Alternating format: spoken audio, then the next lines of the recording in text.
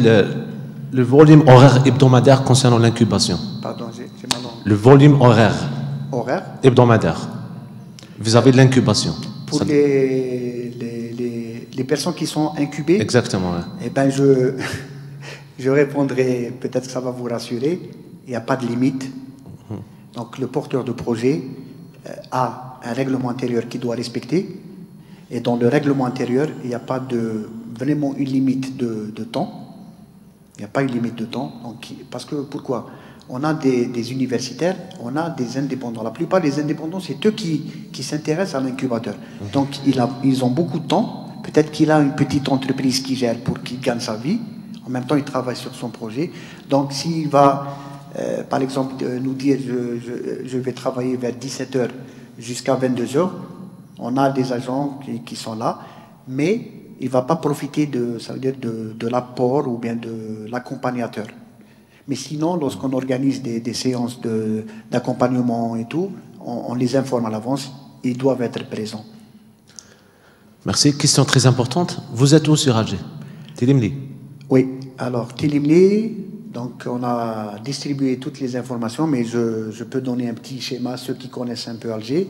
Ok, le pont de Télimli. Le pont de Télimli. Ok.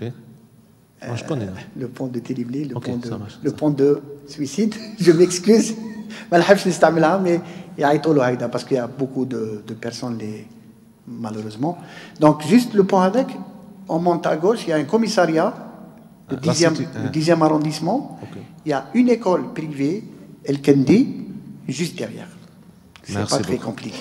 Je vous en prie. Alors, les autres. Posez-vous les questions. Si vous avez des questions, j'essaierai de répondre. Activez un peu. D'accord, je peux poser la question. Ça veut dire que, là, je pense que les étudiants, quelle est un peu la spécialité Tahom? Est-ce qu'ils sont dans les technologies? Est-ce qu'ils sont dans les sciences exactes, sociales? Vous pouvez peut-être m'éclairer un peu? Technologie, quel domaine? Mécanique. Est-ce que vous avez un projet que vous menez en groupe ou dans un labo je voudrais bien partager avec les collègues qui sont là. Ça veut dire que vous avez des préoccupations. Est-ce que vous avancez bien? Est-ce que quel est à peu près le domaine? Quel est votre, ça veut dire en résumé, c'est quoi votre projet? Personnellement, Enfin, le projet que vous menez, si vous êtes en groupe ou bien c'est assez varié en fait. Personnellement, je travaille sur les biomatériaux. C'est pour ça que je vous ai posé un petit peu la question de tout à l'heure sur les brevets. On est en partenariat avec une université française et on est en train de développer un nouveau matériau pour ce qu'on appelle la régénération osseuse, pour remplacer les os. Pardon? Les os? Oui. On travaille sur les os. On est en train de développer un matériau d'origine naturelle. Bon, j'ai pas le droit d'en parler normalement. On n'a pas encore breveté justement. C'est bien. C'est pour ça qu'on est inscrit, si vous voulez, dans cette étape-là. À terme, on voudrait bien breveter parce que c'est un truc qui ne s'est pas encore fait. Eh bien, très bien. Monsieur Azi, A2ZI. Azi. Oui. Ça va permettre à tous les autres de renforcer un peu, de donner un peu plus. Ça veut dire que vous développez ce projet à l'intérieur de l'université ou bien en indépendant? À l'intérieur des deux universités. D'accord, donc vous utilisez un laboratoire? Exact. Laboratoire de les deux, en fait, biomatériaux, moi je suis mécanicien, donc il y a d'abord un premier aspect, une première approche biologique, c'est-à-dire qu'il faut faire des tests, pas directement sur l'humain, c'est clair, donc c'est des tests biologiques en laboratoire. Ce qu'on fait en France, il y a notamment une équipe de microbiologistes et de chirurgiens orthopédistes en France. Et ici, à l'université de Béja, on s'occupe parce que l'os, le cahier des charges, c'est d'abord mécanique. il faut qu'il ait, enfin, il faut qu'il... Solidité. Exactement, en termes de rigidité, de limite élastique. Enfin, ça, c'est un jargon mécanique. Et il y a aussi l'aspect physico-chimique. Donc, physico-chimie mécanique, on a fait ici, on traite ici, à Béjaïa. Très bien. Et voilà, en fait, c'est un projet qui est financé par un organisme franco-algérien, on appelle le PHC Tassili. Et voilà, à terme, on voudrait bien justement protéger en brevetant. Je suis content d'entendre ce genre de... Ça va me permettre d'éclairer un peu pour vous et pour ceux qui ont peut-être le même cas. Alors, pourquoi j'ai posé les questions? Donc, il y a l'université de Béjaïa. Donc, le chef de l'université, c'est le recteur. C'est le professeur Saïdani. Donc, le recteur. Il y a le laboratoire. Je pense que vous avez un directeur de labo. Oui, le directeur du laboratoire et en même temps le directeur du projet ici en université, c'est mon directeur de thèse, c'est le professeur Khelfaoui Youssef, qui est... enfin, il est en sciences exactes et en mécanique et en technologie. Et l'Université de France, elle vous fait les tests, vous avez dit des tests de bio, hein? Oui, de biologie. Est-ce qu'ils sont dans le projet? Est-ce qu'ils ont des droits de propriété? Oui, c'est un partenariat. D'accord. Un partenariat, ça a été fait. Oui, il y a une clause de partenariat, de propriété intellectuelle. Donc, voilà, là, concernant le brevet, déjà, si vous allez le déposer en Algérie, donc il faut inclure tout ce monde-là.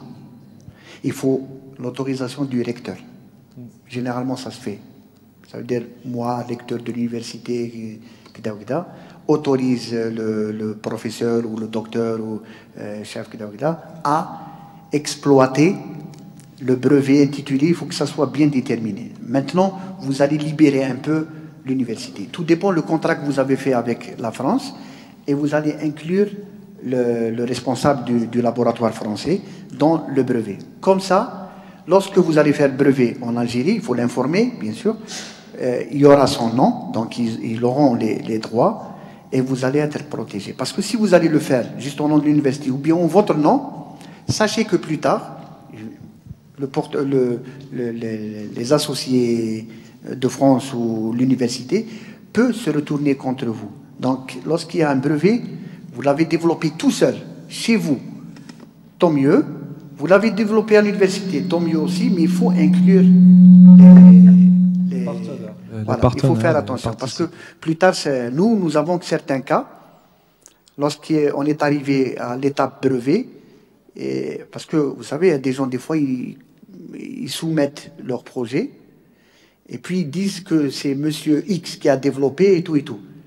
Puis, on voit qu'il est rattaché à l'université, on pousse un peu notre recherche via des questions et tout, et on va se rendre compte que l'université est dedans. Je ne sais pas, dans votre laboratoire, est-ce que vous avez le registre de labo?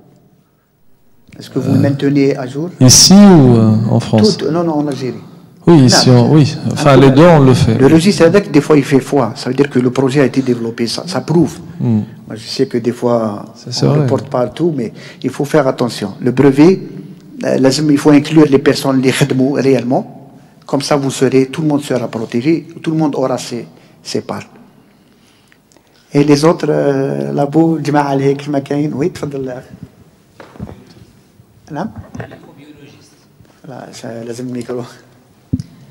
On est l'équipe microbiologiste, laboratoire microbiologie appliquée au niveau de labo de recherche. On a des thématiques un peu différentes. On est dans l'agroalimentaire, dans le médical aussi. Il y a des gens qui travaillent sur les enzymes, sur les antibiotiques, les substances bioactives et tout. On aurait vraiment aimé de travailler avec lui, vu qu'il a une partie microbiologiste. Il est parti travailler en France, donc dommage, justement. Parce qu'on a une idée sur les prothèses et tout, comment faire développer, faire une étude sur les biofilms et tout, l'adhésion et tout. C'est des termes techniques en tout cas.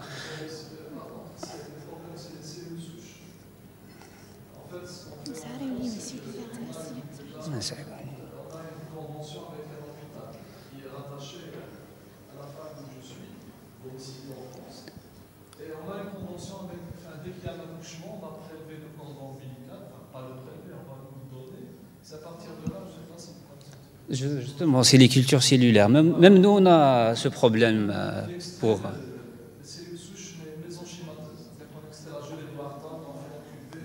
Justement, on comprend, c'est des cellules souches, on fait une incubation cellulaire et après, voilà. Si j'ai bien compris, ça veut dire que vous êtes les deux à l'université de Bjaya, vous ne vous connaissez pas? Si, de vue on se connaît. Non, mais... c'est bien, voilà, c'est un exemple c'est un bon exemple. Oui, il y a des gens, l'université, des professeurs qui ne connaissent pas l'envers un professeur. Il ne sait pas, il ne ment pas, donc c'est pour ça la communication, elle est très importante. Nous, on conseille, par exemple, vous êtes dans votre laboratoire, nous, on donne des conseils. Le monsieur a posé son cas, Moi, je pourrais peut-être, là, direct, en live, vous parler peut-être du CARAPC, Centre de recherche appliquée, enfin, physico-chimique, qui est à Bousmaïl. Puisque vous avez parlé d'aspect physico-chimique, peut-être que c'est un centre de recherche algérien issu de l'enseignement supérieur, peut-être que vous ne connaissez pas, mais qui peut aider. Au lieu d'aller peut-être en France faire ça, peut-être que le laboratoire est habilité à le faire. Donc, l'envers c'est qu'on a notre réseau. Votre projet est accepté par CTS, bon, on imagine, c'est bon, positif et tout, on fera tout pour vous mettre en liaison avec toutes les structures qui ont un rapport avec votre projet. Même le Centre national des registres commerce, on peut vous mettre, vous dites, mais non, vous avez besoin de votre registre commerce pour créer votre entreprise. Vous avez besoin de financement de l'ANSEJ, on a une convention avec l'ANSEJ. Vous êtes plus âgé, votre investissement est plus grand, j'ai besoin d'extra, qui a les business angels. Donc il y a une solution à tout. J'ai donné l'exemple du diamant et du charbon, on a tout. Il faut structurer tout ça. Monsieur, s'il vous plaît. Oui. Par exemple, dans notre laboratoire, on a des thématiques assez innovantes et elles sont d'actualité. Oui. Mais on voit les industriels maintenant, ils ne sont pas vraiment en connaissance de notre thématique et de nos travaux. Alors on a recours à des stages à l'étranger pour finir notre thèse et pour finir notre recherche. On aimerait bien voir les partenaires économiques avant même d'aboutir à un projet. On a vu que les partenaires viennent une fois que le projet est sur pied, il est finalisé. On aimerait bien voir l'entreprise au niveau de notre laboratoire pour que la recherche aboutisse. Après, on va voir le projet. On a des problèmes ici au niveau du laboratoire. Si il y a des entreprises, ils vont investir dans ce domaine-là parce qu'on est dans l'agroalimentaire. On voit que l'Algérie a des problèmes d'importation, un déficit dans 60% des produits agroalimentaires sont importés et tout. Ça pourrait être bénéficiaire pour nous déjà et pour l'Algérie. Tout à fait, monsieur, vous avez tout à fait raison. Je l'ai expliqué tout au début, durant ma communication, la première communication, que ce travail-là, c'est vrai que il n'est pas vraiment destiné à l'envers d'aide, c'est la DGRSDT qui s'occupe de la mise en relation avec... il y a beaucoup de travail qui se fait, il y a beaucoup de choses positives entre l'industrie et l'enseignement supérieur pour que plus tard, il n'y ait pas... ça veut dire que vous travaillez sur un projet et l'entreprise ne s'intéresse pas. Pourquoi elle ne s'intéresse pas? Soit elle ne connaît pas, soit vous faites quelque chose que ça ne répond pas aux besoins. Donc, c'est pour ça, nous, ça veut dire que lorsqu'on fait une expertise pour valider les projets qui seront porteurs, on voudrait bien que cette étape se fasse dans des universités en relation avec l'entreprise. Moi je suis un chef d'entreprise, je suis intégré dans le réseau avec l'université et tout. Je propose des thèmes de recherche. Je dis, par exemple, dans le domaine de la mécanique, dans tel sujet, telle précision, telle pièce et tout, on voudrait bien perfectionner des choses. Donc, il va proposer le thème, il y a une équipe qui va travailler dessus et qui aura son brevet et il sera rattaché à l'entreprise et l'entreprise sera bénéficiaire. Le porteur de projet n'aura pas travaillé en vain. Ça veut dire que le produit dans le marché. Voilà. De toute façon, la DGRSGT fait un effort énorme et nous, on encourage. On encourage. Bon, j'aimerais bien rebondir sur la remarque de mon camarade. C'est le problème d'encadrement au niveau de l'université, parce qu'on distingue deux types de projets, projet interne et projet externe. Moi, j'étais un étudiant au niveau de l'ESI, l'école supérieure d'informatique. Là-bas, ils disent que il vaut mieux opter pour un sujet interne, donc c'est match mishri, Oui. autrement dit. Oui. Moi, j'avais une idée, donc j'ai sollicité une entreprise pour faire mon stage, etc. Et par la suite, bon, certes, parce que le sujet était partagé par moi et par c'est-à-dire l'entreprise, parce qu'elle a le besoin, moi, ça va m'aider pour soutenir ma thèse, etc. Et c'était vraiment génial. Même par la suite, ils me proposaient un job, etc. Oui. Donc, à un moment donné, c'est la responsabilité de tout le monde, c'est-à-dire l'entreprise et l'étudiant. Donc, on doit ce qu'on appelle faire segmentation, il faut faire la veille, etc., pour savoir quel est le besoin, quelle est ma niche, etc. Et par la suite, je vais opter pour quelque chose de concret. Je ne veux pas donner l'imaginaire. Oh, très bien, c'est un exemple concret là, qui m'a paru effectif. C'est vrai, il ne faut pas préparer des... Je sais que c'est très difficile pour les encadreurs, pour ceux qui proposent des thèmes de recherche, c'est très très difficile parce qu'il faut faire quand même une recherche. Parce que proposer comme ça, donc il faut savoir si ça n'existe pas, et en deuxième lieu, le besoin de l'entreprise. Ça veut dire que pour ça, je ne sais pas, le slogan de la DGRSGT, ils disent une recherche utile. Il faut que les gens, les chercheurs travaillent sur un projet ou un produit utile. Ça veut dire qu'il répond à une thématique, à un problème. D'accord? Si je reprends par exemple les entreprises qui font de l'innovation, telles que Condor ou Civital ou Brandt, ils font de recherche et développement, mais en relation avec leurs produits. Je vous donne un autre exemple. Il y a un Français, bon, je l'ai lu dans un article, qui a fabriqué un aspirateur domestique. Vous savez combien de brevets dans ce même aspirateur? Plus de 140 brevets d'invention sur le même aspirateur. Alors qu'est-ce qu'il fait? Il fabrique un aspirateur. Il a un chiffre d'affaires de 1000 aspirateurs par an, par exemple. Puis, deuxième année, une trentaine d'aspirateurs. Donc, les gens, l'aspirateur, il est bon, il fonctionne. Il apporte une amélioration. Il change le bouton. Il est manuel, il dit infrarouge. Hop, deuxième année, il a 1000 autres aspirateurs. Parce que ceux qui ont acheté l'aspirateur, ils trouvent que c'est une solution qui souffre de maintenant, c'est plus pratique.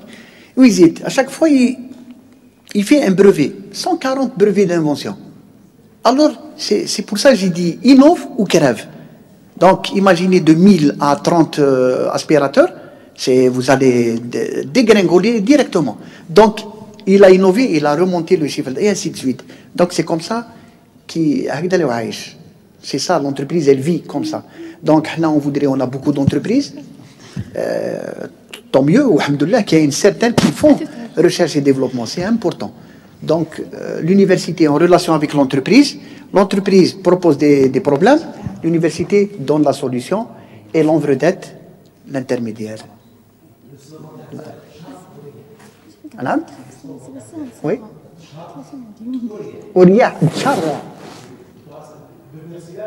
Ah, Tcharo, voilà, exactement. Il faut, avec les problèmes, ça ne finit pas si on va les... Est-ce qu'il y a un groupe qui a un projet, une expérience? Oui, madame? Je voulais juste parler du CRAPC. Oui. C'est pas gratuit finalement, c'est une prestation de service. Ah. Donc, c'est pas dans le sens d'aider l'étudiant, quoi. D'accord. Et vous êtes présentée en tant qu'étudiante? Oui, doctorante. Ils m'ont fait une facture de 30 millions, je dirais, si c'est pas plus. Doctorante, oui. Vous avez présenté... Oui. Est-ce que vous avez eu une lettre de le recteur Takoum? Oui, c'est une boîte privée, donc... Boîte privée? Oui, ils m'ont dit, on ne fait pas ça gratuitement, il faut payer. Le CRAPC? Oui, CRAPC à Bousmaïl. N'est pas privé. C'est des prestations de service. Non, je vous comprends, c'est vrai, je ne nie pas. je sais qu'Andhom, ils peuvent prester. Comme nous aussi, on est EPIC. Entreprise publique à caractère administratif et à caractère industriel et commercial. Donc, on a cette vocation, ça veut dire qu'on peut faire rentrer de l'argent. Le CRAPC, il a cette habilité. Mais je ne sais pas si vous avez entendu parler de la plateforme que la DGRSDT a mis à disposition de toute la communauté universitaire. Donc, c'est une plateforme en ligne. Donc, le responsable de chaque institution a un mot de passe. Donc, vous rentrez dans la base de données, vous allez chercher, par exemple, vous avez besoin d'une centrifugeuse, ou vous avez besoin de tel microscope ou tel, vous n'avez pas dans votre laboratoire, vous rentrez dans la base de données, vous allez trouver que ça existe, par exemple, disons à Tizi Ouzou ou à Bouera. Donc, vous allez faire votre demande et vous allez vous déplacer et utiliser ce microscope ou cette centrifugeuse, normalement gratuitement. Pourquoi? Parce que c'est un équipement qui a été acquis dans le cadre du Fonds national de la recherche, et au-delà, tous ceux qui font de la recherche, même en dehors de l'enseignement supérieur. L'agriculture fait de la recherche, elle dispose de ce fonds. Donc tous ceux qui ont acheté un matériel à travers ce budget, on a le droit de l'utiliser. Maintenant, les analyses, peut-être que madame est en train d'expliquer, peut-être que c'est le consommable et tout, ben là, c'est très facile avec un simple appareil. C'est un dosage de 9 éléments, c'était 30 millions. 30 millions de centimes pour faire ces tests. Oui, c'est simple à faire et ça prend même pas du temps. C'est juste une affaire de 2-3 heures. Ok, vous pouvez peut-être tout à l'heure... on va échanger un peu les cartes visites. Je vais me renseigner pour ça parce que, à ma connaissance, le matériel qui est acquis, maintenant, si c'est un matériel qu'ils n'ont pas acheté dans le cadre du FNR, je ne peux pas... Mais s'il a été acquis par le FNR, les institutions qui ont droit... Parce que c'est pour tout le monde, c'est un matériel qui est destiné à toute la communauté scientifique de recherche. Donc, on peut peut-être se renseigner et on aura plus de... Monsieur, s'il vous plaît, oui? je veux juste rajouter, je ne sais pas ce que mes collègues sont d'accord, c'est plus facile de trouver un laboratoire de recherche, d'accueil à l'étranger que de faire des analyses ici en Algérie. Donc, on est confronté vraiment à des problèmes qui empêchent l'aboutissement du travail. Alors là, pour penser à faire une start-up et se lancer dedans dans un projet, je pense que c'est vraiment loin, c'est pas à notre portée, quoi. Voilà. Vous savez que les projets qui sont incubés, accompagnés par l'ONVREDET, pourquoi j'ai dit on a une feuille de route valorisée? Ça veut dire qu'on met un montant. Vous avez une idée, la dame a dit 30 millions de centimes. Maintenant, si on est obligé de payer, nous, on va inclure ce montant dans la feuille de route, analyse, test et tout, on va mettre, si elle a une ou deux, 300, 600 000, 900 000 dinars, on va mettre ce montant. Maintenant, lorsqu'il s'agit, c'est vrai qu'il y a des analyses, enfin des tests qu'on ne peut pas peut-être les avoir là. Je vais citer un exemple de certification d'une dame, qui est porteuse de projet. Elle a cherché partout en Algérie, personne ne fait cette certification. On a trouvé un prestataire en Tunisie qui peut faire cette prestation. Donc, comment l'ONVREDET va s'y prendre? C'est un point d'interrogation. Ça ne veut pas dire qu'on accompagne, qu'on a une solution à tout, mais on essaye d'aider au maximum. Il n'y a pas. Donc, il faut convertir dinar en devise et le FNL n'est pas convertible. Il n'est pas convertible pour certaines prestations. Il n'est pas convertible. Donc, il faut trouver quelqu'un algérien qui va négocier avec le prestataire tunisien et il va bien sûr ajouter ses taxes et ses frais pour qu'on puisse nous payer le prestataire algérien pour... Donc des fois c'est lent et malheureusement on n'a pas. S'il y a quelque chose qui n'existe pas en Algérie, vous êtes obligé de le faire à l'étranger, c'est un peu difficile, hein. C'est enfin beaucoup difficile. Parce qu'il y a beaucoup de paperasse et lorsqu'il s'agit des devises, c'est un peu délicat. Voilà. Bon, j'aimerais bien répondre à la question. Je ne suis pas d'accord. Pourquoi? Parce que lorsqu'on entend, c'est-à-dire toute la présentation, ça va, c'est-à-dire, il y a une tendance vers ce qu'on appelle de travail sur la qualité algérienne. Je me souviens, j'avais une conversation avec un certain Allemand, j'ai fait ce qu'on appelle, bon, j'avais une petite faute. Ensuite, je lui dis, il n'y a pas d'exception. Il m'a dit, das ist Deutschland. Donc, c'est de la qualité allemande. Oui. Donc, à un moment donné, j'aimais bien, c'est-à-dire de travailler une notion, ce qu'on appelle le grand Akham. C'est l'Algérie, c'est notre patrie, etc. Nous sommes tous des frères, etc. Donc, à un moment donné, on doit tous faire ce qu'on appelle une collaboration globale afin de résoudre nos propres problèmes, sans faire ce qu'on appelle appel à un étranger, etc. Certes, j'aimerais bien continuer, juste un peu. C'est-à-dire, les faits actuels font partie du problème. Donc, on doit résoudre ces faits-là pour créer ce qu'on appelle la solution. Sinon, je ne suis pas ici à Béjaï, je suis en Allemagne, etc. Tout ce qui est beau, etc. Mais c'est ça où il faut travailler.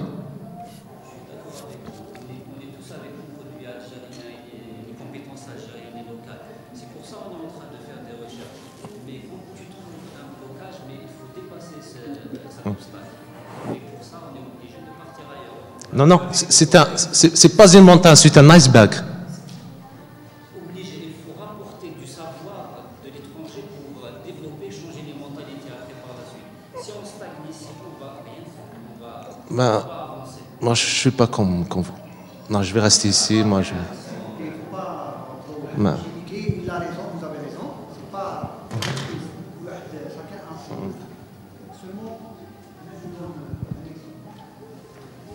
Je prends un gars, c'est une là, 2 porteurs de projet qui sont à Montréal. 2. Ils travaillent les 2 dans l'agriculture. Ils ont les 2 besoins pratiquement des mêmes composants. Un porteur de projet. À chaque fois, il faut que je parte à l'étranger, il faut me payer billet d'avion, il faut que... L'autre, grand débrouillard, il est allé même récupérer quelques pièces, les anciens avions. Et là, il y avait maintenant...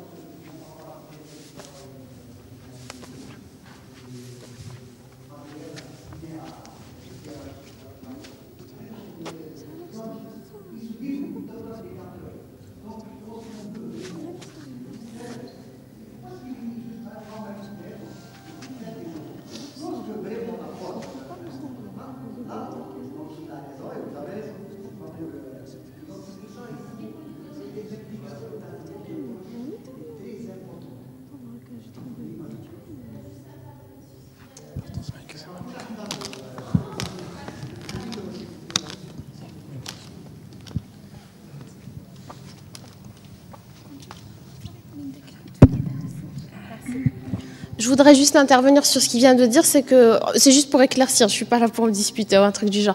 C'est plus, en fait, nous, il faut vraiment comprendre le concept. C'est que nous, pour vraiment aboutir sur quelque chose, par exemple, pour aller vers vous, il nous faut un truc étranger, quelque chose, une aide, pour vraiment aboutir à quelque chose. Vous-même, vous dites que vous ne prenez pas que l'idée, vous allez vers le concret. Ça veut dire, et nous, pour avoir ce concret, on a besoin de cette aide qui vient de l'étranger. Je vous assure que c'est vraiment difficile parce qu'on n'a pas cette aide au sein même de l'université. Vous voyez, avec le collègue, on ne se connaît même pas, vous voyez. Donc, c'est plus facile pour nous d'aller vers un laboratoire étranger. Après, sur l'application, on veut bien appliquer chez nous, bien sûr. Ramener ce savoir-faire, ramener ces compétences et tout, pour les appliquer chez nous. C'est ça, je pense, qu'on n'a pas ici. C'est vraiment ramener cette main-d'œuvre, ce savoir, pour l'appliquer ici. Nous, en tout cas, je pense qu'ici, avec mes collègues, c'est vraiment pour l'appliquer ici. Mais pour l'appliquer ici, il faut quelque chose qui vient de l'extérieur. Je comprends clairement les préoccupations, ce n'est pas seulement juste à l'étape de développement. Même nous, après le développement,